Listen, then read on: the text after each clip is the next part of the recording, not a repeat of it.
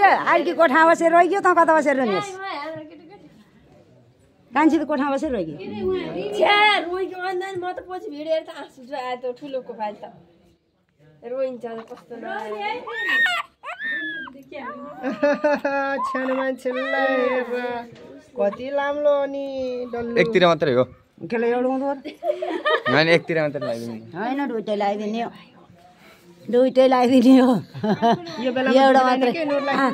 थाहै पाउन्नन् आनन्द हुन्छ एक फेर छेन्नै पर्छ यिनलाई जुठो पार्नै पर्छ पहिल्यै पारिदिए आनन्द हुन्छ हेर्नु अहिलेको जति पाक्दैन ठुला त रोइ थिइस् के रे छेड छोरी कान छेड्दा छोरा कान छेड्दा रुन्छस् कि नै आइज विचार गर छोरो ल्याएर भित्र जाँदा त मजाले रोएर बसी कि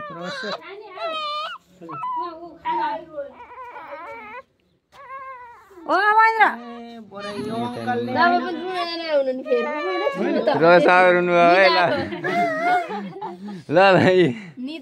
आइजको मुखेर कस्तो कल्पना भएछन् सुन्लाम म आँसु झरिसक्यो आँसु झरिसक्यो है गाजल बगो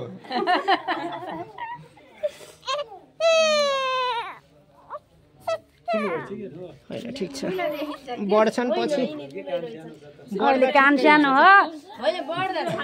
पछि ठिकै 6 महिना ठिक्कै देखिन्छ 6 महिना ठिकै यता फर्कामा नि त यता फर्काएछ यानी रोइछ खाले त रुएन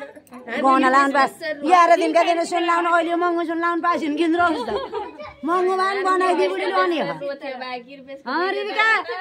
घाममा चर्को घाम अब भाइको कान छेड्दिनी ओहो नानु नमस्ते ल कति ज्ञानी रहेछन् है ल हेर अब भाइ त रुन तिमी रोइ क्याउ गरे तिमी त रोइ क्याउ गरे भाइ त रुन यत्रै भइसकेन हैन फुली लाउँदा इद्रुकी थिइन अहिले त ठुली भइन् खै यसो गर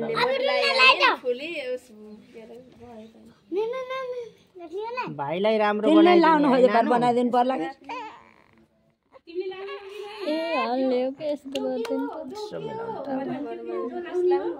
नातिना हैन त आमा घेरे त हैन त्यो पर्दैन यिनीहरुको त 7 नम्बर हो यो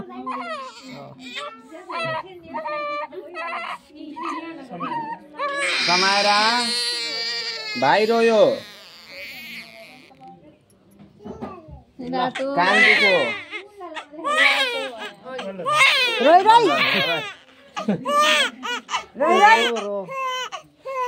भयो बाबालाई बर्बाद पारे सबै मिलेर बर्बाद मिल्छन् के यस्ता यस्ता मिल्छन् रमा भनेको गर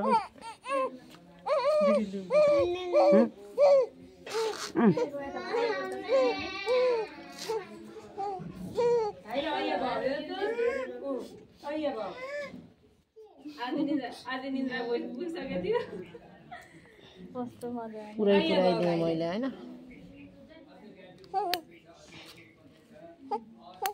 शीतल छ के मेरो खासै सुन्न